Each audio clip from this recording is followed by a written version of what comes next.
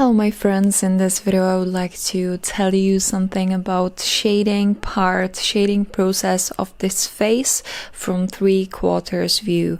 I already narrated the part where I did the basic sketch, the basic outlines of the face, so you can check it out before you actually watch this one. In case you want to watch only the shading part, this is the right video for you.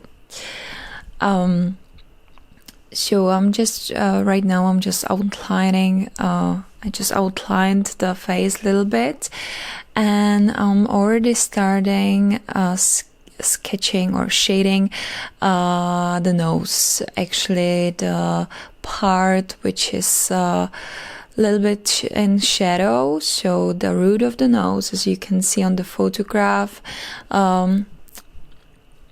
Before you start shading, it's actually great to check out the light, where the light source is, where the light is coming from, to know where the shadows will be. The shadow is lack of the light. It means that we will create little darker values in those parts.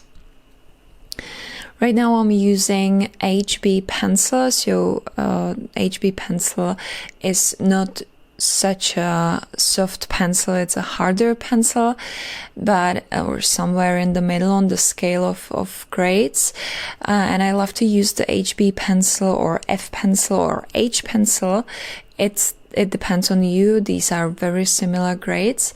I'm using this grade for shading the lightest parts, actually for the lightest values.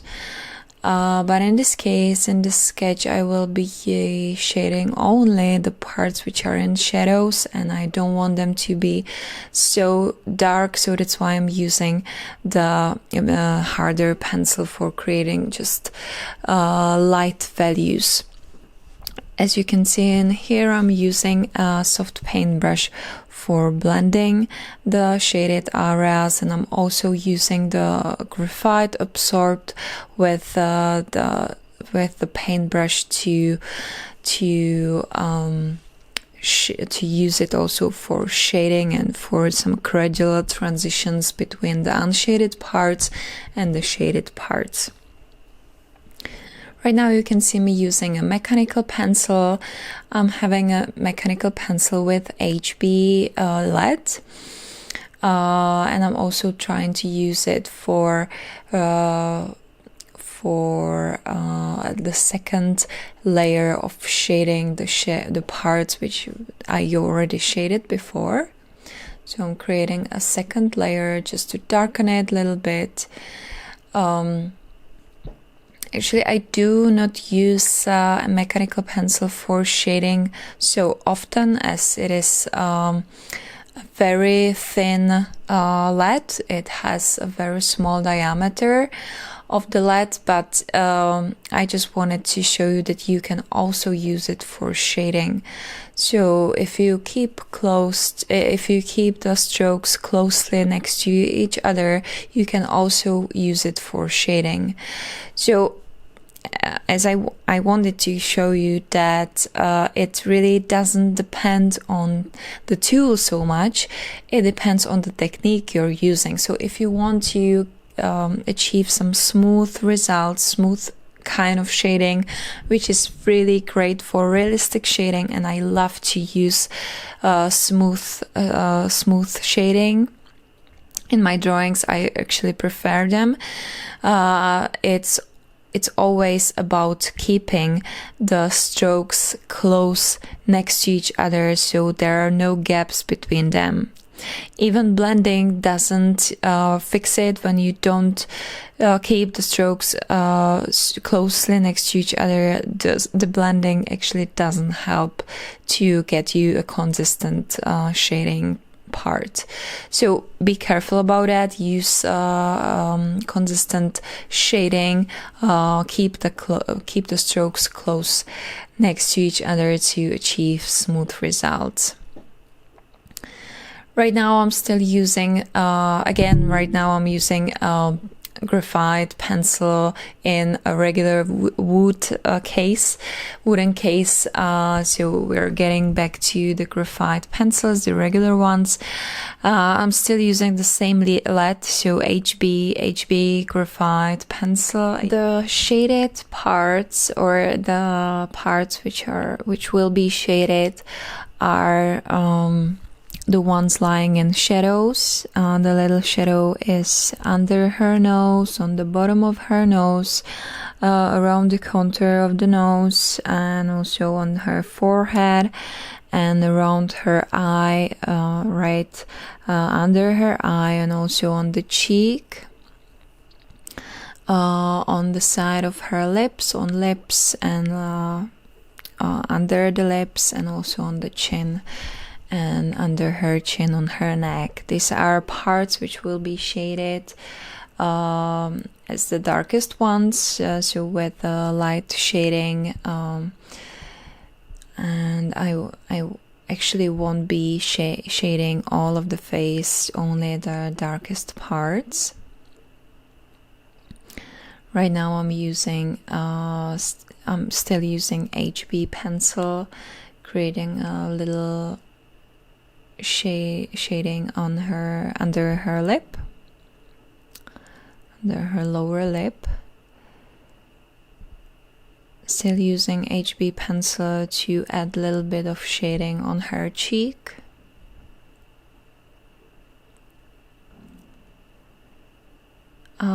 I'm using more layers of shading. I usually like to layer more than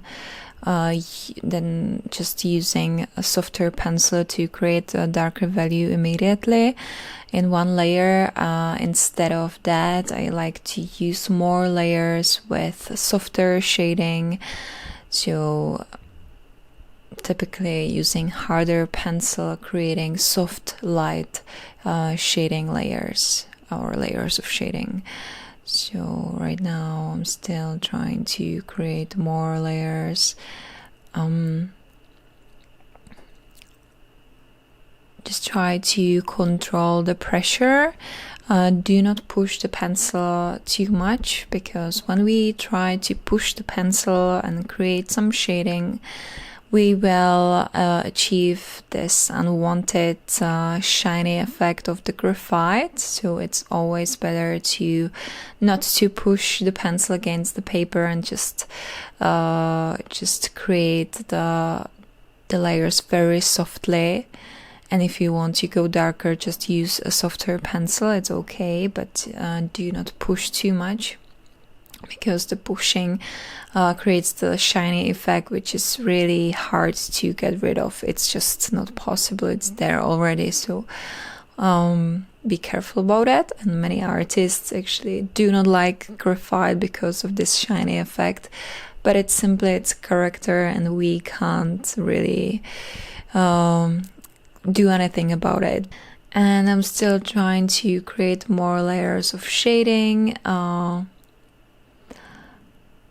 Right now you can already use little softer pencils when you want to go darker. For example, in this area where there is the shading right above or next to her eye. So I would recommend to use 2B or 3B graphite pencil to add a little bit of shading to it and to darken it. But you can use, of course, you can use little harder pencils, still HB pencil, and to add more layers of shading. But I would recommend to use 2B or 3B graphite pencil to darken it, because this is actually the darkest place, except for her lashes and the eyebrows and mid at the center of the lips.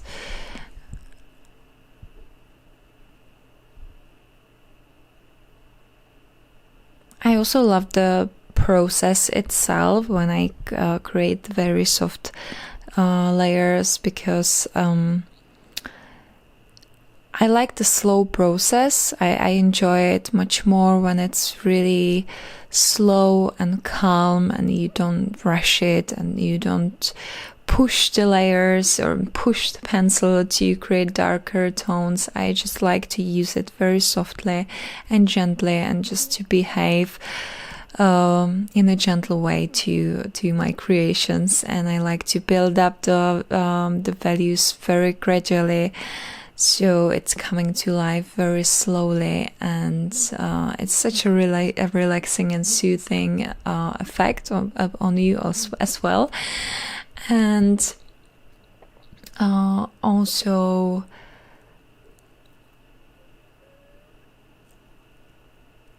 when you use more layers of shading, I have this feeling that it has a little bit of more depth than just using one layer of shading, for example, with softer pencils to create darker tone. And of course, more layers of shading will help you to cover all of the gaps between the strokes. Also, when you use little texture paper or paper with a little bit of texture, you still can see, after using one layer of shading, you still can see some dots, some white dots in the shading, because you just simply do not cover all of the texture with one layer of shading. So it is also a great way how to cover it, to use more shading, to use more layers of shading to actually cover all of the paper. And you can also use various techniques of shading to cover all of the gaps. So you can use a circular movements, then to change it to some hatching techniques with straight lines next to each other, and so on. So right now I'm already using a little softer pencil. This one is 2B. You can also use 3B grade or even softer ones, depending on how dark you want to go. And I'm darkening some of the parts which are just according to the reference, which are in the darker shadow.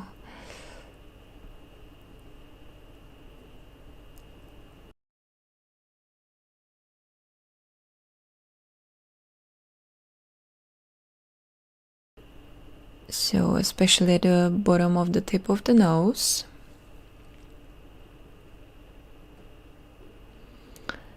And also the edge of the nose. As you can see, the edge, like on the bridge of her nose, there is there are like two objects overlapping each other. The first one is the background, and the second one is her nose. And because of the contrast, there is created like a little darker illusion of the edge. So that's why it's always because of the light background like that. So that's why we are drawing also a little darker edge in this part. Right now you can see me using 4B pencil. This is already a little softer than the 2B grade, and I will create the part where the lashes are. We can't actually, on the picture we can't actually see the individual lashes, so I will just go over and create a little dark band, and then I will add a little bit of or just a few of the lashes as simple separated lines. Here you can see me using 4B pencil to darken the shadow next to the eye, and also the second eye, which is not visible in the photograph, but we can actually see a little bit of the upper eyelid. I also use it to darken the eyebrows because they're very dark. So she has really dark brown hair, and also darkening the lashes part on the second eye. So we can continue adding a little darker value in the first eye, especially under the eye where the lashes will be placed.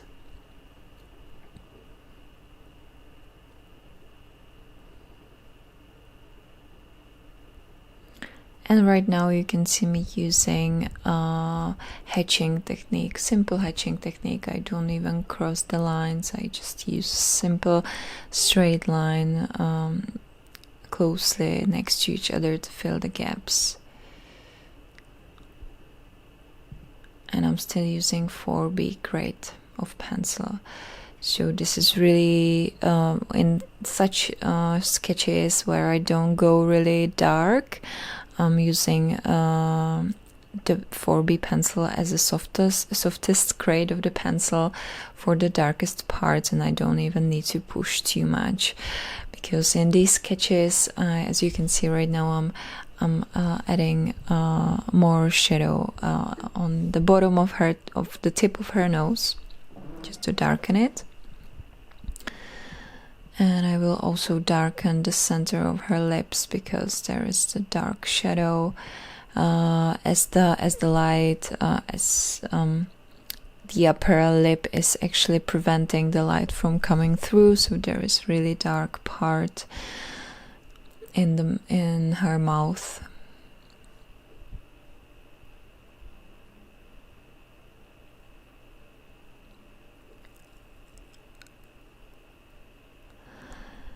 And in this kind of sketch, I also don't draw so many details. So, for example, the birthmarks and other marks on her skin.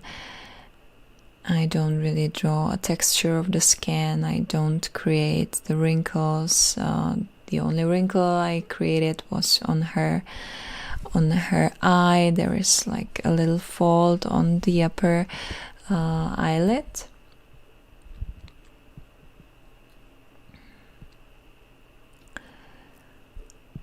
And also I didn't really record all of the process. Sorry for that. I just lost some footage because I didn't notice I wasn't recording, but those highlights and the drawing were created with pencil eraser. You already know it. I use it in most of my drawings, in almost all of my sketches. And right now you can see me blending the shading with a soft paintbrush. And as you go over the little darker parts, you can also absorb the graphite from the softer pencils and use it for shading and for very soft shading in some other parts, because the softer pencils you use for the shading, the more graphite it produces, and then you can smudge it even easier. So I will use the rest of the graphite absorbed with the brush also for soft shading in some other parts of the skin, as you can see in here. So on her chin, also on her cheeks.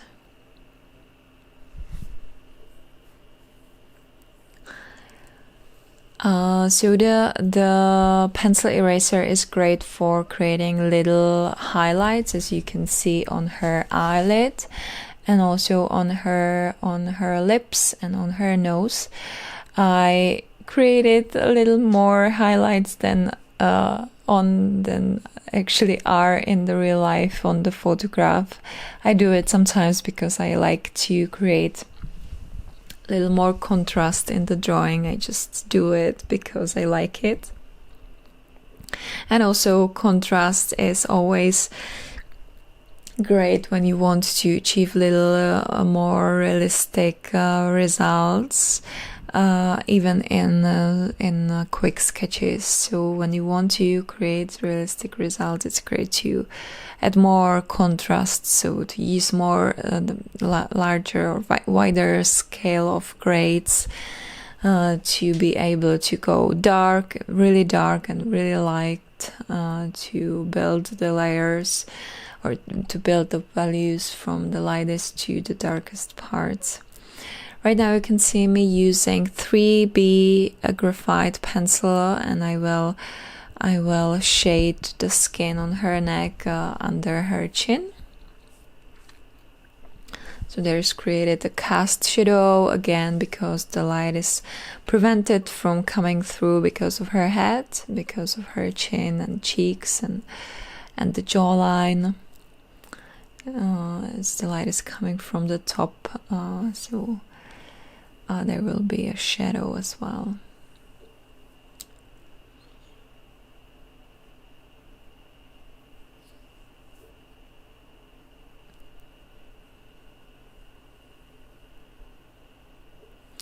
Usually in the places where you can't see me drawing and just moving the hand over the drawing, these are the places I'm watching the reference. I try to keep watching the reference during the whole drawing because I want to get it into my eye and to just draw it as close as possible to the reference.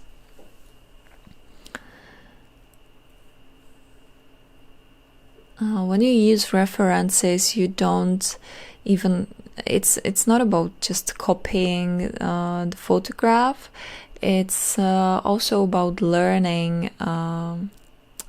It's a very important part because you learn about the proportions of the faces and the figures. Of course, everybody looks a little different, but when you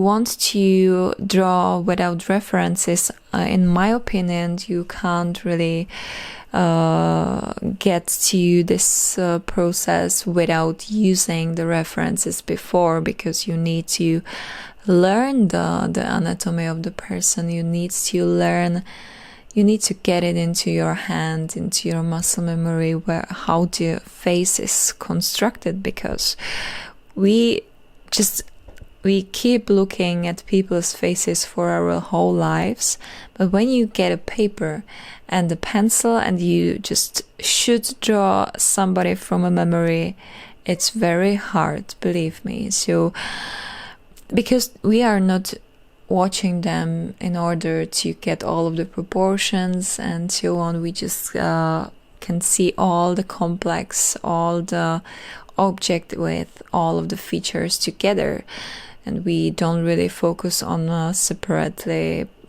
on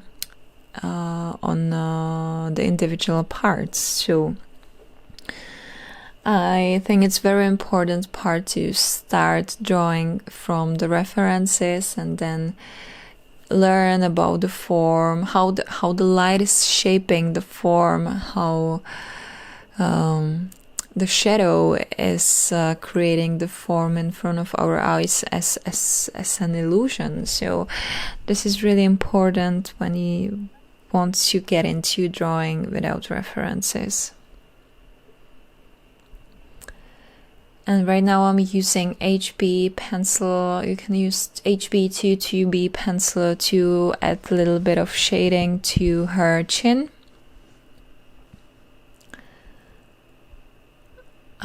Adding a little bit of, I can see that it's more shading than in the photograph, but I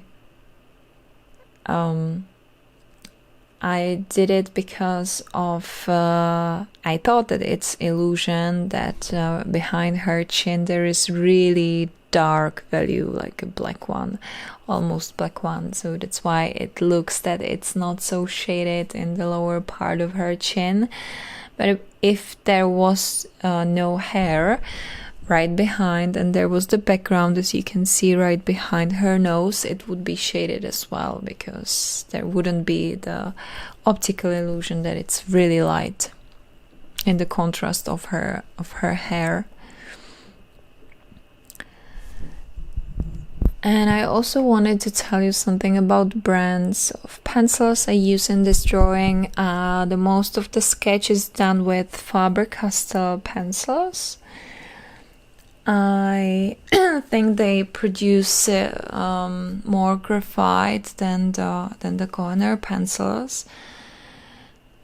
But some of the grades I like to use from Kohler. So I like to change it sometimes. Sometimes I like to use the Faber-Castell. Sometimes I like to use the Kohler, depending on the results I want to achieve, or just because I have this feeling that the Kohler pencils create a little bit. As they do not produce so much graphite, the result is a little bit smoother and softer than with the graphite pencils from Faber-Castell, because when the pencils produce more graphite, it's a little bit more smudgy and granule. I don't know how to call it in English. Granuled. I don't know if it's a good pronunciation, but yeah, you can see actually the structure of the paper much more and so on. So I prefer, when I want to go smoother, I prefer the Kohler pencils. But in this case, it's just a sketch. So I am really, it doesn't matter how smooth we will go. We just try to study the shades and the lights and shadows and the illusion of form and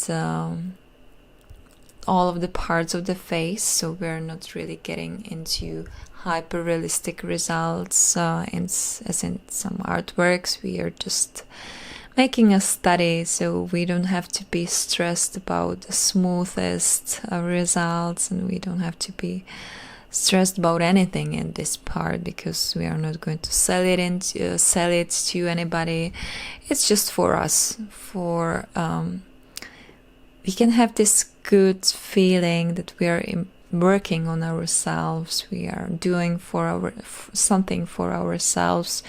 We are working on our skills. We're improving. We're developing new skills and new techniques. So this is a good, safe place for you. Your sketchbook is just something that you should be really proud of, and you should be taking care of, because this is the place you will learn almost everything.